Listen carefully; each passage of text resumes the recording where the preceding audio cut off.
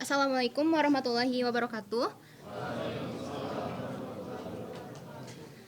Kami dari kelompok B4 yaitu pengajuan sarana dan prasarana. Sebelumnya izin memperkenalkan diri, nama saya Yani Rahmawati dan rekan saya. Nama saya Indah Ratu Pramudita, serta beberapa rekan saya yang lain ada Alia Gustiani, kemudian ada Dea Drias Pralia, ada Nazla Kaila, dan ada Febita Putri. Ini merupakan topik-topik yang akan dibahas pada presentasi kali ini. Sebelumnya izin menjelaskan mengenai deskripsi aplikasi yang kami buat.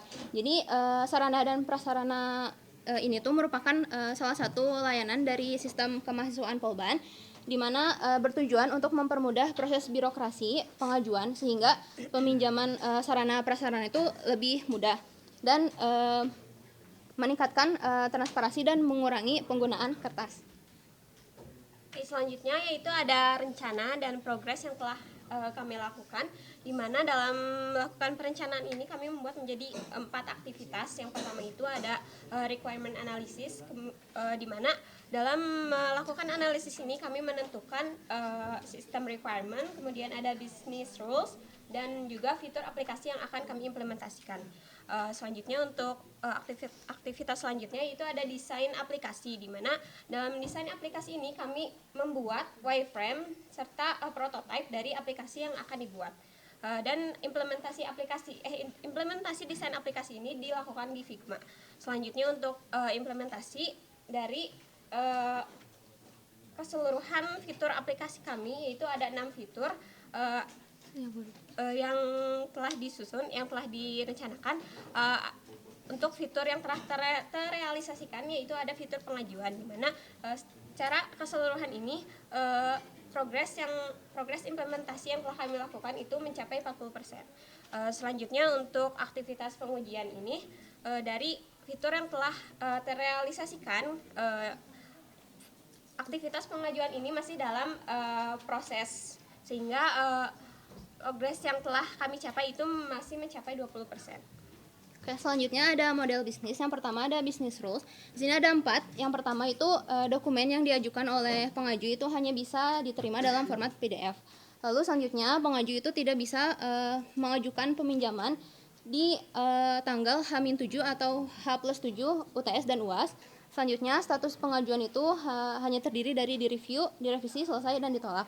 Dan reviewer memiliki batas waktu maksimal 5 hari untuk melakukan review setelah pengajuan diajukan.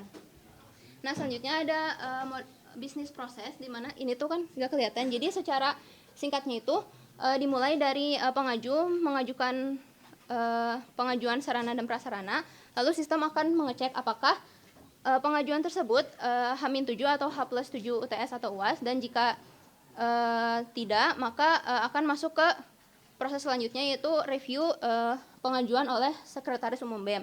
Nah, selanjutnya pada Sekretaris Umum BEM itu bisa melakukan penolakan atau memberikan catatan untuk direvisi dan menerima pengajuan. Dan jika memberikan catatan untuk direvisi, maka pengaju dapat menggunakan fitur edit untuk mengedit pengajuan yang harus direvisi. Nah, jika tidak ada revisi, maka akan masuk ke proses selanjutnya, yaitu ke review oleh KLI, dan setelah dari KLI oleh ULT, lalu setelah dari ULT ke WD3. Dan jika telah disetujui oleh WD3, maka pengaju itu dapat mengunduh dokumen yang berisi QR code, di mana ketika di-scan, maka akan menampilkan detail pengajuan yang telah selesai diajukan.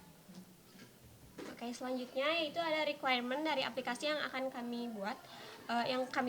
Yang pertama itu aplikasi harus bisa melakukan validasi terhadap form, di mana pengaju itu akan mengisi form pengajuan.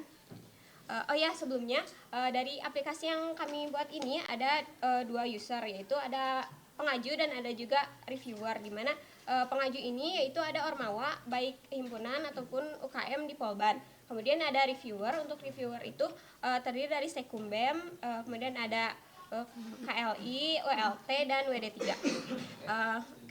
Dilanjutkan untuk sistem requirement-nya belum.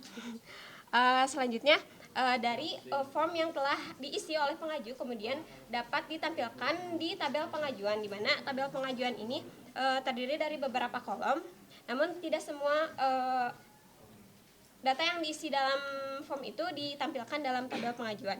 Selanjutnya, aplikasi dapat menampilkan status pengajuan, di mana status pengajuan ini ditampilkan pada tabel pengajuan. Kemudian, status pengajuan ini dapat dirubah oleh reviewer. Ada 3 status pengajuan. Yang pertama itu ada direvisi, kemudian ada disetujui dan ditolak. Di mana setiap reviewer merevisi pengajuan ini, status dapat berubah. Kemudian status dapat ditampilkan secara real time.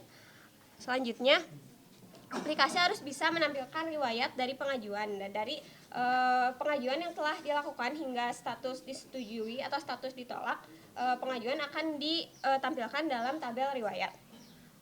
Selanjutnya itu ada aplikasi harus bisa menampilkan detail pengajuan. Nah, dari tabel pengajuan itu terdapat button, di mana button itu akan mendirect ke halaman detail pengajuan, di mana detail pengajuan ini berisi data-data dari pengajuan yang telah diinputkan. Kemudian yang selanjutnya ada aplikasi harus memiliki opsi filter. Nah, di sini dari tabel pengajuan itu pastikan terdapat banyak pengajuan. Nah, dari pengajuan itu bisa difilter menggunakan chart, di mana kami menentukan chart itu berdasarkan status, dan juga ada search bar, itu kami menggunakan keywordnya itu menggunakan nama kegiatan dan nama ormawa pengaju. Selanjutnya ada aplikasi memiliki opsi bagi reviewer untuk menyetujui, menolak atau merevisi pengajuan seperti yang telah dijelaskan sebelumnya. Selanjutnya, dan dari reviewer itu dapat memberikan catatan seperti revisi-revisi dari pengajuan, dan dari catatan ini dapat ditampilkan pada tabel pengajuan. Kemudian aplikasi juga setelah pengajuan selesai diajukan dan disetujui secara resmi, pengaju dapat mendownload QR code, di mana jika di-scan itu dapat menampilkan detail dari pengajuan. Oke, selanjutnya untuk perancangan. Untuk perancangan database-nya itu belum final, tapi di sini ada pengaju dan reviewer. Jadi pengaju itu dapat membuat pengajuan, dan reviewer itu dapat mereview banyak pengajuan. Dan reviewer juga terdapat beberapa role, dan setiap pengajuan nanti akan menghasilkan dokumen. Sebelum menjelaskan tentang implementasi, saya akan menjelaskan tentang teknologi apa saja yang kami gunakan dalam mengimplementasikan prototype menjadi web. Yang pertama itu ada framework Laravel, digunakan sebagai framework untuk backend. Kemudian ada framework Tailwind, digunakan sebagai framework front-end. Dan untuk database-nya kami menggunakan Postgre.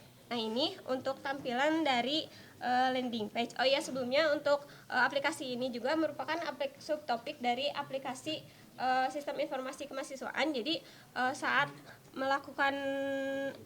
mengakses aplikasi tersebut, untuk landing page aplikasi sarana prasarana ini langsung menampilkan tabel pengajuannya.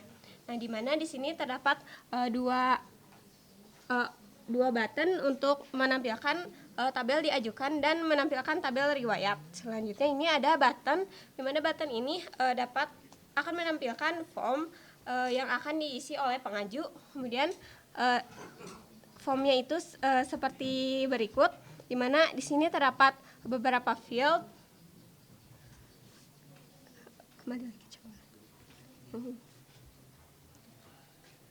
Nah, ini statusnya ini akan ditampilkan pada kolom status, dan catatan yang diberikan oleh reviewer ini akan ditampilkan pada kolom keterangan, dan untuk detail pengajuan ini akan ditampilkan buttonnya dalam kolom aksi. Nah, untuk pengujian ini kami menggunakan unit testing, namun dalam pengujian ini masih terdapat beberapa kendala. Selanjutnya permasalahan yang dihadapi itu secara pengetahuan. Jadi karena kita masih baru, jadi masih kurangnya pengetahuan dalam dan pengalaman dalam pengembangan proyek perangkat lunak dan pengetahuan mengenai bahasa pemrograman serta framework yang digunakan. Mungkin untuk permasalahan tersebut masih dalam pengetahuan yang kami punyai. Dalam segi teknisnya, permasalahan yang kami hadapi ini berupa integrasi antar fitur, di mana dari hasil yang telah kami capai itu masih dalam fitur pengajuan, dan masih ada beberapa fitur lain yang belum diintegrasikan dengan fitur pengajuan. Selanjutnya itu permasalahan yang kedua, yaitu permasalahan pada testing tadi. Masih ada beberapa kendala unit tes yang masih failed, sehingga belum sepenuhnya testing berhasil. Mungkin untuk presentasi dari kelompok kami dicukupkan. Mohon maaf untuk jika ada kesalahan ataupun kekurangan. Sekian dari kami. Wassalamualaikum warahmatullahi wabarakatuh.